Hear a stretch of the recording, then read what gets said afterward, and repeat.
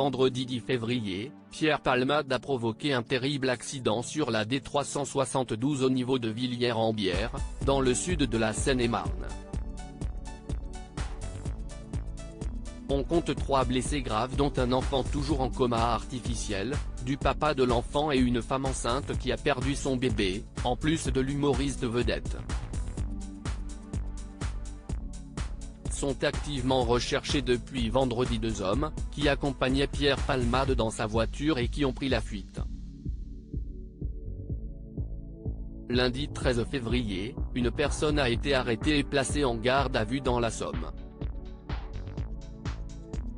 Il s'agit d'un SDF de 47 ans qui n'a rien à voir, a priori, avec cette affaire.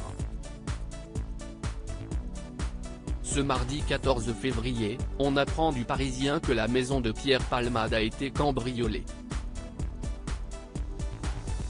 Un ou plusieurs voleurs se sont introduits dans la nuit de ce lundi à mardi au domicile de l'humoriste de 54 ans à Villiers-en-Bière, résidence qui a fait l'objet de 2 perquisitions dans l'enquête sur l'accident.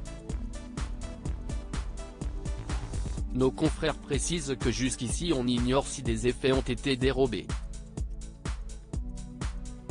Si est-il le studio de l'artiste attenant à la maison qui a été cambriolée. Impossible de ne pas penser à une opération de nettoyage. Mais le Parisien évoque aussi l'hypothèse de paparazzi en quête de photos volées, ou bien sûr d'un simple cambriolage d'opportunité, en absence du locataire des lieux. Quoi qu'il en soit, ce cambriolage marque évidemment un nouveau tournant dans cette trouble affaire.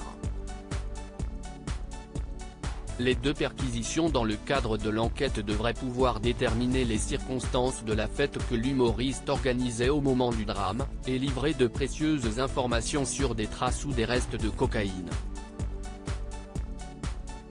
Il était en effet positif, au moment de l'accident. L'alarme s'est déclenchée dans la nuit. Des sources proches de l'enquête ont fait savoir que l'alarme du domicile secondaire de Pierre Palmade se serait déclenchée vers 1h30 du matin. Sur place, les gendarmes ont alors pu constater que le studio qui jouxte la maison a été visité par un ou plusieurs cambrioleurs. Pierre Palmade, qui est conscient, n'a pas encore été interrogé et l'on ignore donc si des objets ont été ou non dérobés lors de cette intrusion. Si l'artiste a des côtes cassées, ses jours ne sont plus en danger. Tout présent dans la voiture percutée, les passagers de la Mégane se trouvent toujours dans une situation inquiétante. Les jours de la femme enceinte, qui a perdu son bébé, ne sont plus en danger mais son état est toujours très préoccupant.